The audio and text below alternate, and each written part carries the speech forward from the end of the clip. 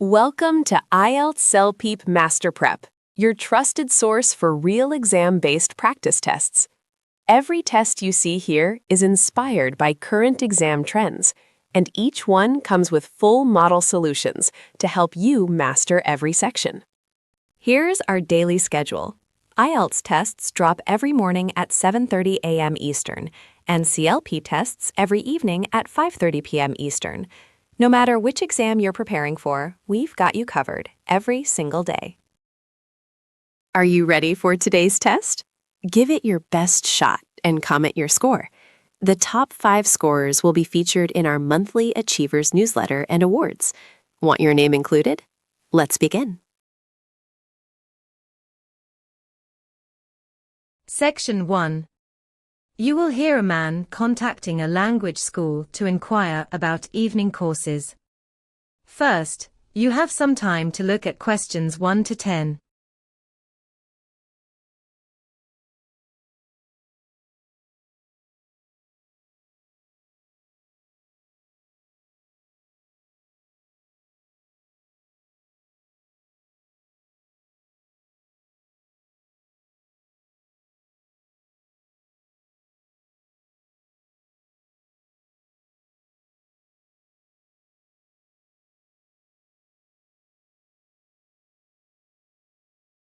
Now listen carefully and answer questions 1 to 10. Good afternoon, Riverside Language Academy. How can I help you? Oh, hello. Yes, I'm ringing to ask about your evening courses, actually. I've been thinking about picking up a new language. Of course. We've got quite a few options running this term. Did you have a particular language in mind? Well, I was originally considering Spanish, but I've actually decided I'd rather study Portuguese. My company's opening an office in Lisbon, you see. Oh, lovely. Yes, we do run a Portuguese course. It's one of our newer offerings, actually, and it's been quite popular. Now, the evening Portuguese class runs on Wednesdays, from 6:30 to 8. Wednesdays, right, that should work for me. And how long does the course last altogether? It's a 14-week program, so you'd be finishing up towards the end of the summer. 14 weeks, okay. And what's the fee for that? The standard fee is £285 for the full course. But if you register before the end of this month, there's an early enrollment discount. It comes down to £260. Oh, that's not bad at all. I definitely want to get the discount then. And who teaches the course, if you don't mind me asking? Not at all. The tutor is called Helena Tavares. She's a native speaker from Porto and she's been with us for about 3 years now. Very experienced, the students always rate her highly. That's reassuring. Now, what about materials? Do I need to buy a textbook or anything like that? Yes, there is a set coursebook. It's called Bem, and you can pick it up from any good bookshop. We also recommend a dictionary, but that's optional. Bem, got it. Right, well, I think I'd like to go ahead and enroll, actually. Wonderful. Let me just take a few details, then. Could I start with your full name, please? Yes, it's Patrick, that's Patrick, and the surname is Goodwin. Goodwin. Patrick Goodwin. Lovely. And could I have your date of birth? The 7th of March, 1989. Thank you. And a contact number, would a mobile be all right? Yes, sure. It's 07946 33 8152. Let me read that back. 07946 33 8152. That's right. And what's your current level of Portuguese? Have you studied it before at all? No, never. I'm a complete beginner, I'm afraid. That's perfectly fine. The Wednesday class is pitched at beginner level. Now, there's just one more thing. We ask all new students how they heard about us, just for our records. Was it through our website, or?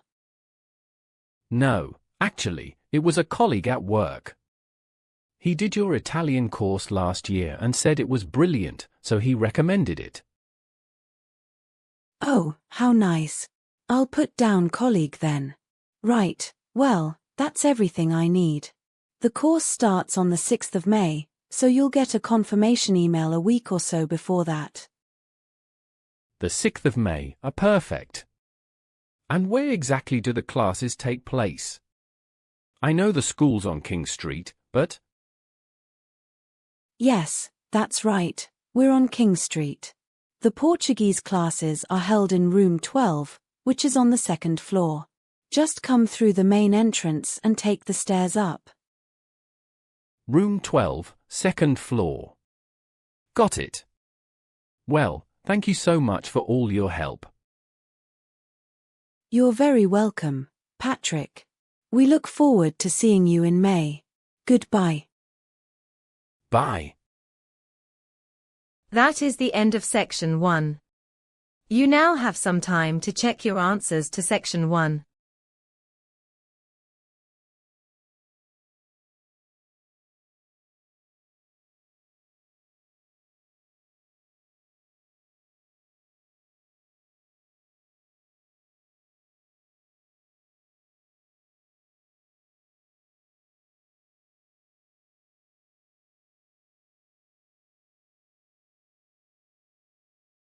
Section 2. You will hear a council representative announcing a new recycling program. First, you have some time to look at questions 11 to 20.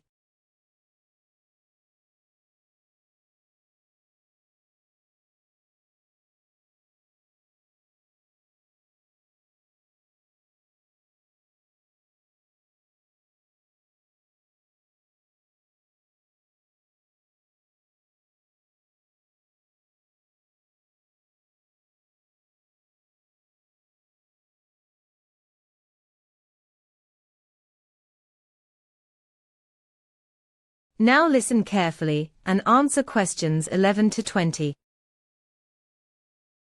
Good evening, everyone, and thank you for coming along to tonight's community meeting. My name is Karen Whitfield, and I'm the Sustainability Coordinator for Drayton Borough Council. I'm here to tell you about an exciting new recycling program we're launching across the borough on the 1st of June this year. Now, many of you will be aware that our current recycling rate stands at around 31%, which is well below the national average. The council conducted an extensive survey last autumn, and the main finding was that residents weren't confused about what could be recycled, they actually found the collection schedule too complicated. So that's the issue we've tried to address with this new scheme. The biggest change you'll notice is that we're replacing the old black recycling boxes with 3 color-coded wheelie bins. You'll receive a blue bin for paper and cardboard, a green bin for glass and metal, and an orange bin for plastics. These will be delivered to every household free of charge during the last 2 weeks of May. In terms of collections, we've simplified things considerably. Under the old system, different materials were picked up on different days, which caused a lot of confusion. From June, all 3 recycling bins will be collected on the same day every Wednesday right across the borough. We believe this single-day approach will make it far easier for everyone to remember.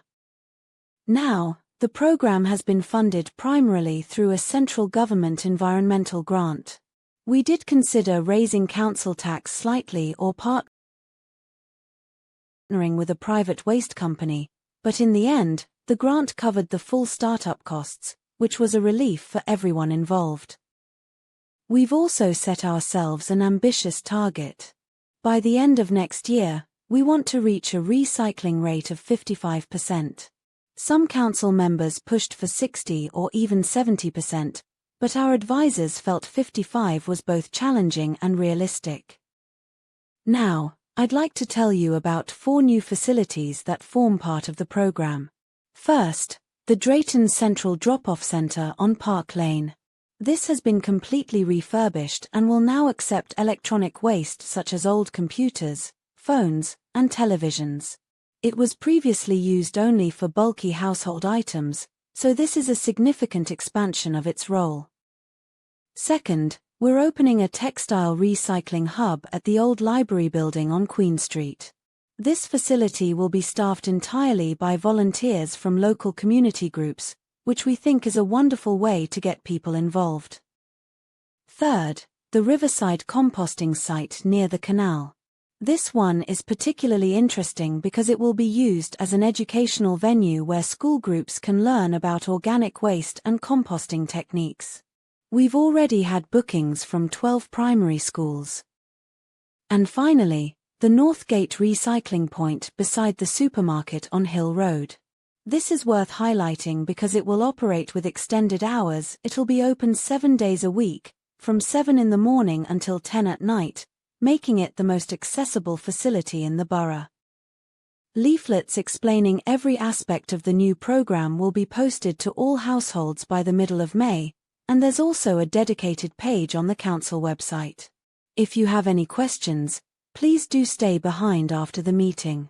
Thank you very much. That is the end of section 2. You now have some time to check your answers to section 2.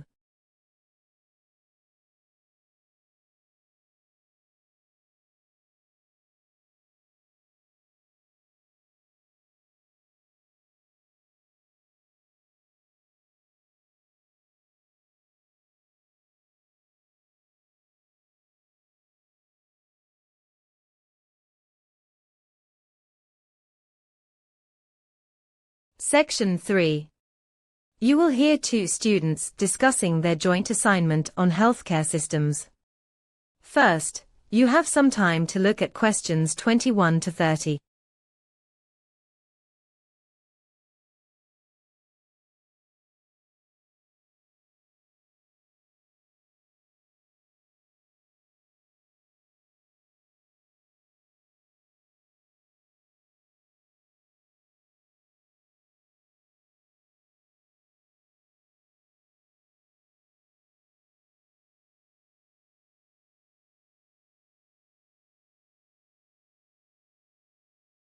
Now listen carefully and answer questions 21 to 30.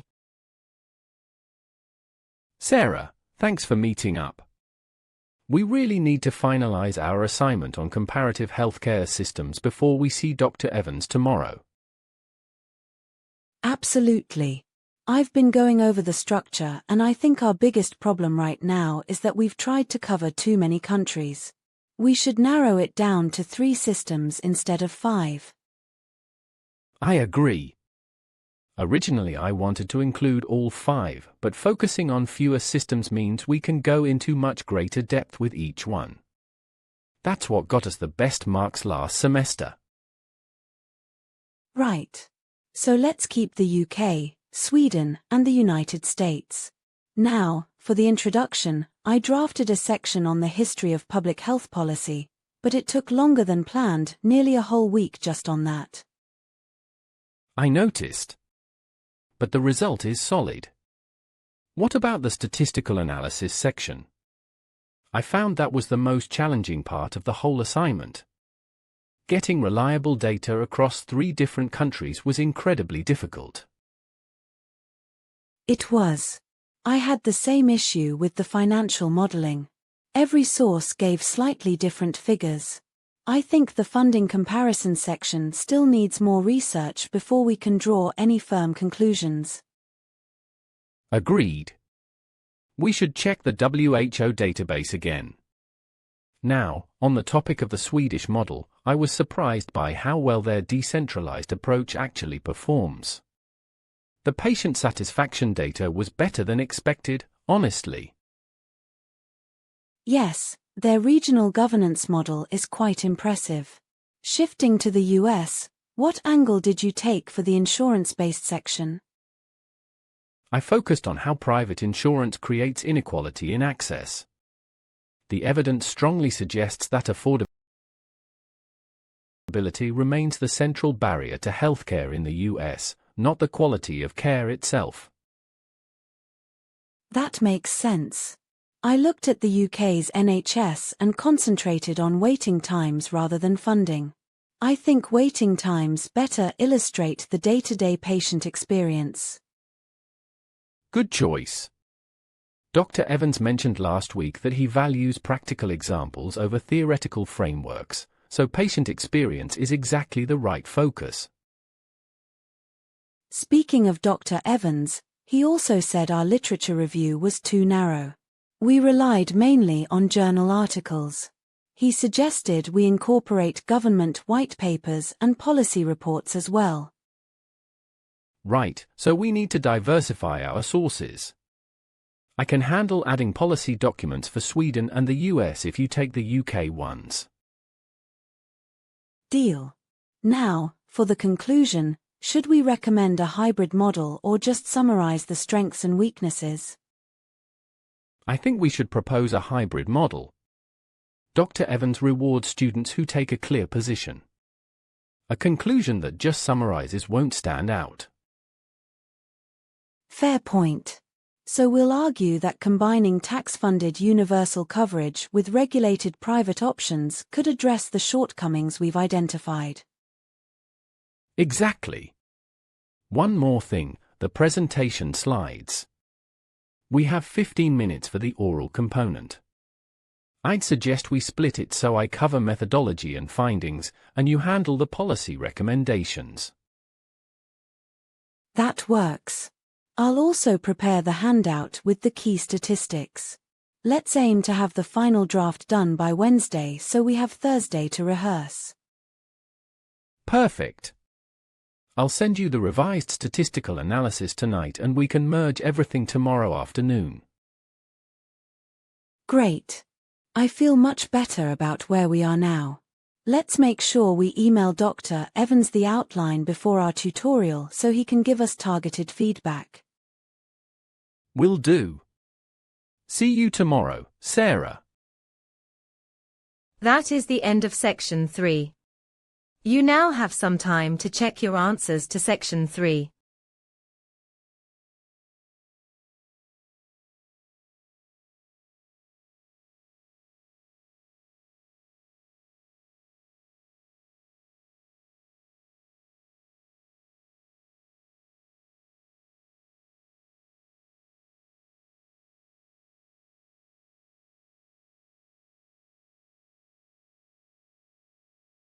Section 4. You will hear university lecture on how coral reefs are formed and why they are under threat. First, you have some time to look at questions 31 to 40.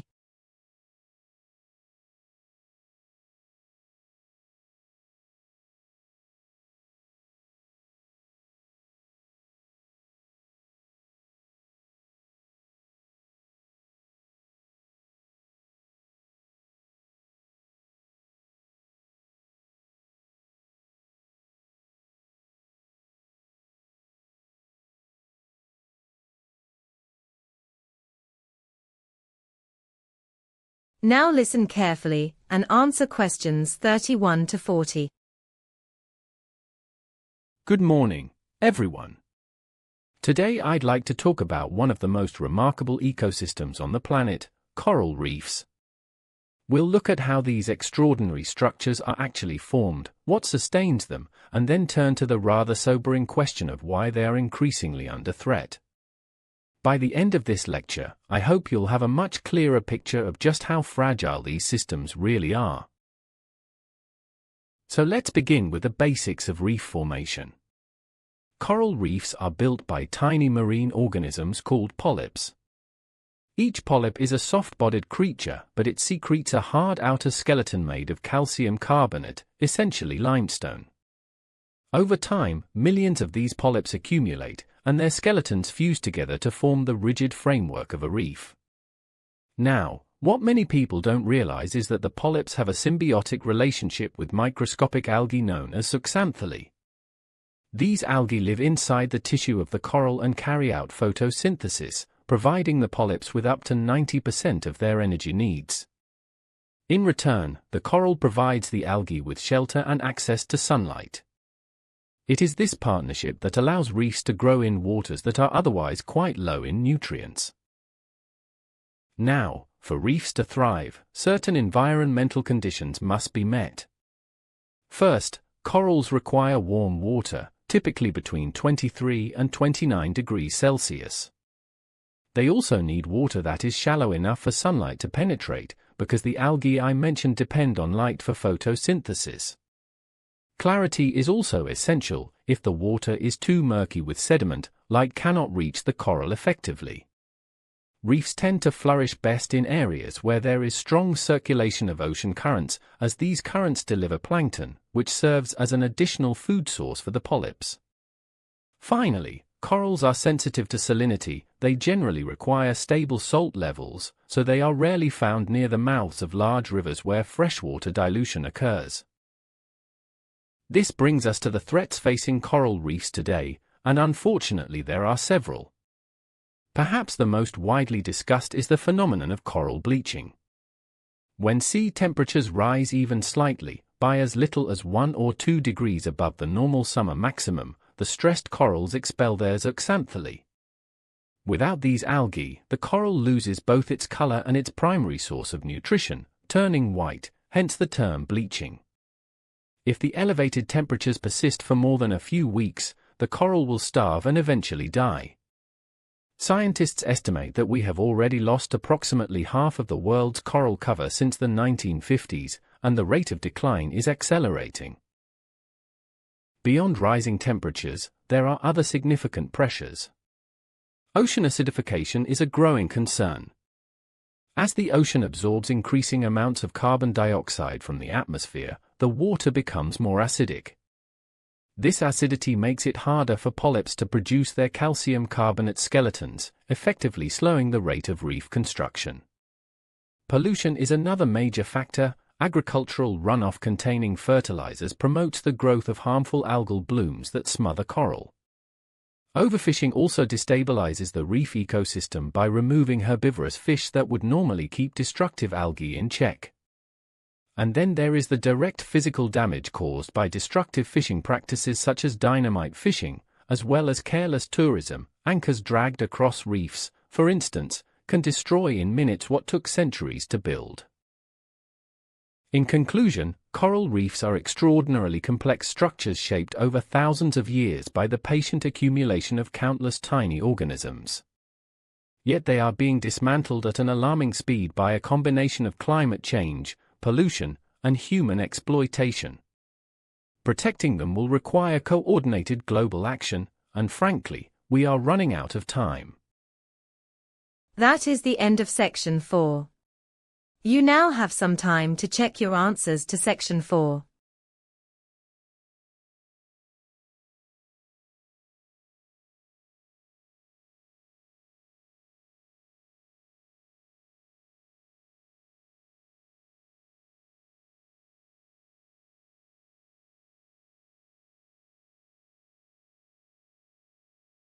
That is the end of the IELTS listening test. You now have some time to transfer your answers to the answer sheet.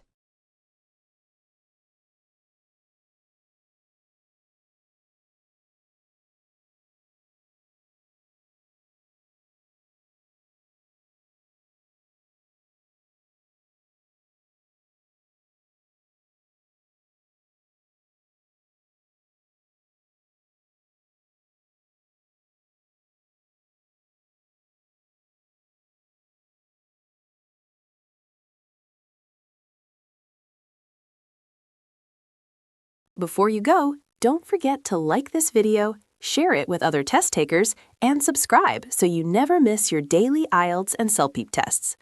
Drop your score in the comments. Your name could be featured in our monthly Achievers newsletter.